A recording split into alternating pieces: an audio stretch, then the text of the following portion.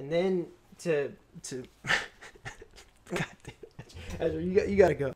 Don't put off your change into the new year. You know, we always go into the new year and make our New Year's resolutions, and then we don't do shit. Hey guys, it's Iskamar, and I want to talk to y'all about my challenges for the remainder of 2017. I've made a lot of progress this year. I may not have gotten as far as I wanted, but I've definitely come a long way from this. But I want to go much further next year, and I want to end this year with some momentum. So if y'all want to be with me over the course of this challenge and going into next year, then go ahead and subscribe to the channel. But anyways, let's get into this list. So number one on my list is hit under 205 pounds. I believe about a week and a half ago, I hit my lowest weight in 4 years of 217. That's coming from 295. Probably in the 220s at the moment though, because I haven't been eating great consistently since then. But I'm back on track and I should be soaring under this before the end of the year easily. Number two, complete 2 more prolonged fasts, 5-day minimum, shooting for 7 each time, and I want to be able to hit 10 days once. My main reason for fasting, I mean, there's a lot of beneficial things with fasting, but my main reason for fasting is just the discipline that it brings. I mean, I'm a long time food addict, so empowering myself to be able to say no to food is something that's really big for me. But there's all kinds of benefits associated with fasting. I mean, you get more control over your hunger hormone, ghrelin. Your body will produce less. You can reset your insulin sensitivity. You can boost mitochondrial function, boost stem cell production, HGH. Basically, when you re-enter your feeding phase, a lot of these things go back up, and your body gets to clear a lot of junky and damaged cells. And while you're in the fast, not only do you save time on not eating, but and not having to prep food, but you also reach higher levels of mental clarity due to the spike in ketone bodies produced. But number three, meditate for 41 counting today, 41 remaining days without missing a day. And this is my biggest thing. Like, I notice big time when I don't meditate or when I go a while without meditating. Like, I'm a lot more short-tempered. I'm more reactive. So I really want to just cement this as something that no matter what's going on, no matter what I'm doing, if I'm out of town or something, I want to just keep up with my meditation practice. 4, 30-day hanging challenge, squatting challenge. This is something that I got from Ido Portal. The point of it is, or the actual challenge itself, he challenges people for 30 days to just go and hang on a bar or something for 5 minutes a day, a total of 5 minutes. It doesn't mean like at once. You want to hang for a total of 5 minutes. I'm not even doing the 5 minutes. Like, the way I'm doing it is I'll set a 5-minute timer. I'll hang, I'll drop, get back up and hang. So I'm not stopping the timer, so I'm not getting a full 5 minutes, but I'm also throwing in his squatting challenge, which he challenges. he says don't do these both at once, but I'm stubborn and I'm trying to fit them both in anyways. And basically you squat for a total of 30 minutes a day, and that's getting into a squatting position where you're like basically sitting on the ground flat-footed, in a below parallel squat position. Think like a hunter-gatherer foraging. That's basically the position. And the point of that is we no longer get in those positions anymore, and because of that, I mean, we have a lot of tightness in our hips and the rest of our body, as well as the hanging. When you hang, the theory behind it is just allowing gravity to realign your body. So I just wanted to try that out and see what benefits I get with my mobility. So I'm throwing them both together at the same time. I'll hang, and then during my resting from the hanging, I will just sit in a squatting position. 5, get DEXA scan, biome test, and blood work on other biomarkers, as well as testing for thyroid. So next year I actually want to track a lot more metrics. That's something I haven't been doing right now. And so the reason this is like a challenge is because I need to actually save up to be able to pay for a DEXA scan, which is the most accurate test for fat burning. I'm not fat burning, body fat percentage. Basically just an x-ray scan for your body fat, biome test, a full test on your body's like gut microbiome. You can see every bit of bacteria, fungi, whatever. You also can see RNA expression, so you know what these things are. Not only do you get a composition, like knowing what's there, but you also know what they're doing. So I want to start doing that periodically, so I can see how my nutrition choices are affecting my gut microbiome. And then I want to get blood work on other important biomarkers, as like one for example is testing for my thyroid. And then number 6 is just getting more momentum with my project, which is on my shirt right here, NeuroBuff. And the focus of NeuroBuff is to start a new movement of health consciousness with gamers. I think for the longest time we've been one of the worst groups of people for this, yet ironically this should have been one of the most important categories for us, because we need optimal brain performance to actually be able to game at our highest abilities.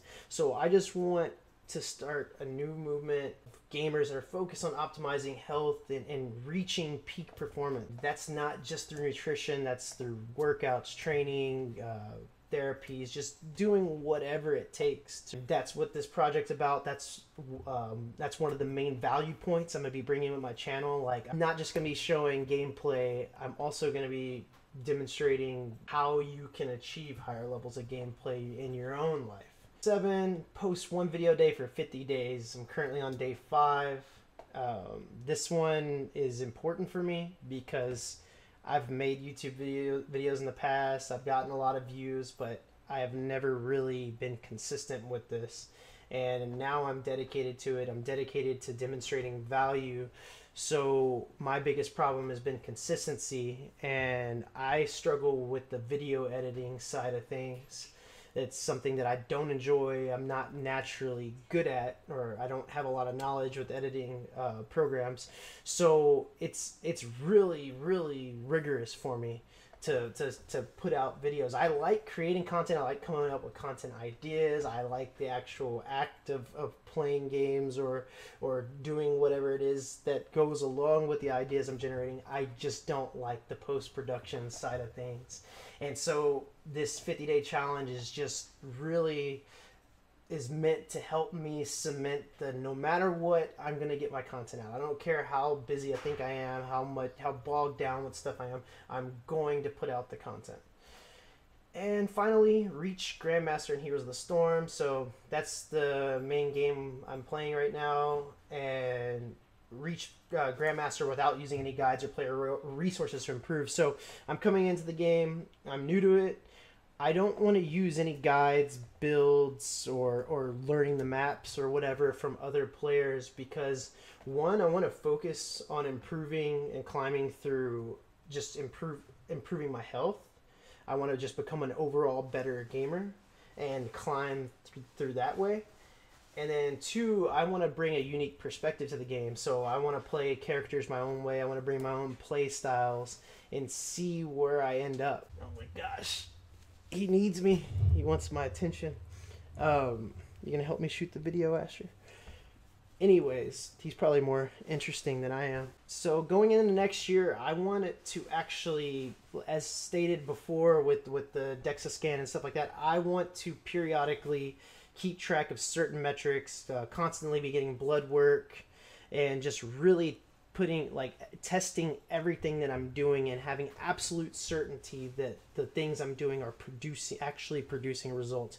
So I'm going to be keeping track of specific metrics. I don't know which blood biomarkers I'm going to pay attention to, but I know I will be testing my body fat percentage. I'll be getting periodic biome tests, and I'm going to key in on certain biomarkers. And then to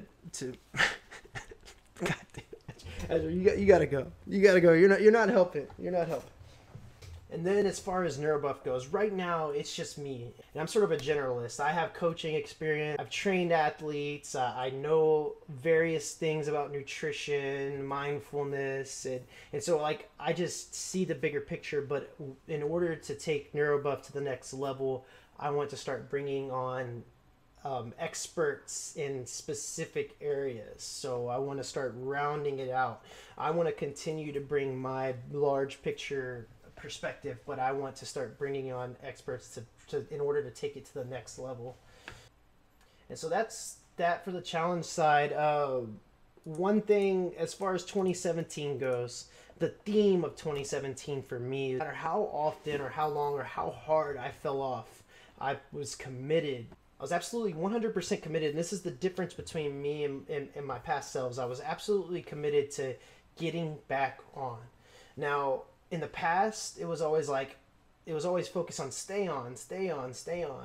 And after you would fall off and lose results, you would lose 20 pounds of results, you would gain back 20 pounds of weight, 15 pounds of weight, whatever it is, and you would lose momentum, and you would get down on yourself. I would get down on myself. I'd eventually, through the guilt and through just the feeling of desperation that I've just lost everything, I've just blown everything, I would eventually give up. And so that was the mindset shift that I made this year, is that no matter what, I'm going to get back on. And so, yeah, I screwed up a lot this year. I self-sabotaged a lot this year.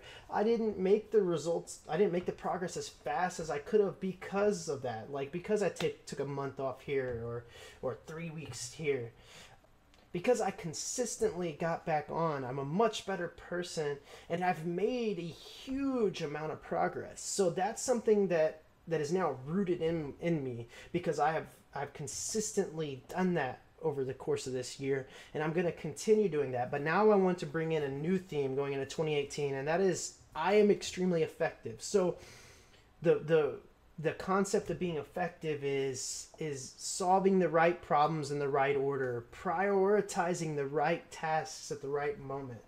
I'm gonna piggyback off of Tim Ferriss a little bit, and you know we have a culture that wants to focus on efficiency and doing things efficiently, but efficiency should come after effectiveness, because if you're doing the wrong thing efficiently, then it's not that much of an improvement. Whereas effectiveness is doing the right thing at the right time, and then you go down to efficiency. So I want to focus on being extremely effective, systematizing my day, having the right practices, the right work times, everything. I want to try to have everything in the right order, and so that's where I want to go in 2018. These are my challenges for the remainder of 2017. I encourage you to take inspiration from this, maybe, or make your own list of challenges, and try to don't put off your change into the new year. You know, we always go into the new year and make our New Year's resolutions, and then we don't do shit. Instead, see how you can round out this year, and see how you can create that momentum to take in the next year, so you can hit the ground running, rather than having to defy inertia and force the object into motion. So anyways, I hope you all enjoyed that. As I said before, if you want to follow along with this challenge, see how I do, I will keep updating where I'm at, where I've failed. Hopefully there's no failure. Where I've failed and where I've succeeded, as well as showcase some of these things in action. So if you want to be along for that ride, go ahead and subscribe to the channel, and y'all take care. I'm out.